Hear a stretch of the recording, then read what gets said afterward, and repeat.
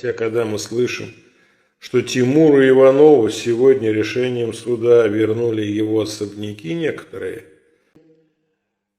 на предмет того, а правда ли, что такое бывает, а если бывает, то как такое может быть. Это тот самый Тимур Иванов, который нанес гигантский многомиллиардный ущерб, еще не покрытый никем, а особняки уже с них снимают арест, да, появляются вопросы, они появляются и у Александра Ивановича Бастрыкина, но многие из них во всяком случае, многие аресты действительно были для большинства зрителей нашего канала. Но они давали некую надежду и дают, что действительно в стране такие люди, как Бастрыкин, как Бортников, как новый генеральный прокурор,